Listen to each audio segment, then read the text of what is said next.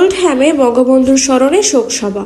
North West জুড়ে আওয়ামী লীগ নেতাকর্মীদের মিলন মেলা, দোয়া ও মোনাজাতে আবেগঘন পরিবেশ। জাতীয় শোক দিবস উপলক্ষে যুক্তরাজ্যের শাখার ওল্ডহ্যামে আওয়ামী লীগ পরিবারের উদ্যোগে অনুষ্ঠিত হয়েছে আলোচনা সভা ও দোয়া মাহফিল। বুধবার 19 আগস্ট স্থানীয় রয়্যাল সুলতান হলে আয়োজিত এই অনুষ্ঠানে নর্থ ওয়েস্ট ইংল্যান্ডের বিভিন্ন শহর থেকে আওয়ামী লীগ ও সহযোগী সংগঠনের নেতাকর্মীরা উপস্থিত হন। পবিত্র কোরআন তেলাওয়াতের মধ্য দিয়ে অনুষ্ঠানের সূচনা করেন ওল্ডহ্যাম আওয়ামী লীগের আইন বিষয়ক সম্পাদক আব্দুস সত্তার। অনুষ্ঠানে সভাপতিত্ব করেন ওল্ডহ্যাম আওয়ামী লীগের সাবেক সাংগঠনিক সম্পাদক দিলওয়ার হোসেন। অনুষ্ঠান পরিচালনা করেন সোহাগ আহমদ ও শামসুল ইসলাম রাজন। প্রধান অতিথি হিসেবে বক্তব্য রাখেন গ্রেটার ম্যানচেস্টার আওয়ামী লীগের সভাপতি সুরাবুর রহমান।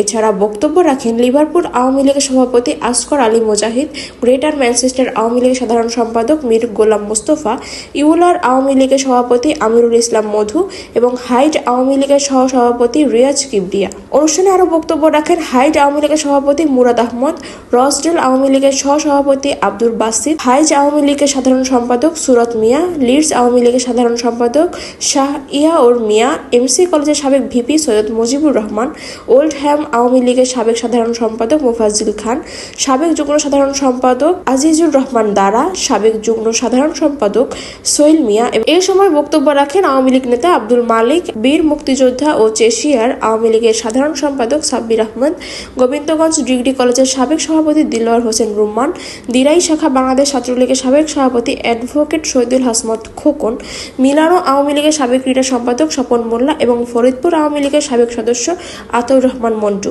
এছাড়া বক্তব্য রাখেন ওল্ডহ্যাম ছাত্রলীগ নেতা ডাক্তার আনিস, মিলাদ হোসেন শুভ, মোস্তাফিজুল হক রাফাত এবং দুর্জয় কুমার দাস। আলোচনা সভায় বক্তারা 1975 সালের 15 আগস্ট জাতির পিতা বঙ্গবন্ধু শেখ মুজিবুর রহমান ও তার পরিবারের শহীদ সদস্যদের গভীর শ্রদ্ধার সঙ্গে স্মরণ করেন।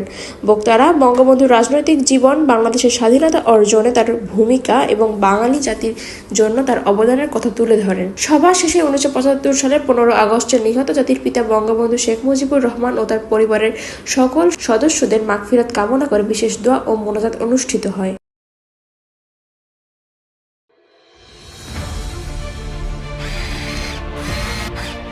আলোতে থাকুন, ফোকাসে থাকুন, হাত রাখুন প্রজন্মের হাতে।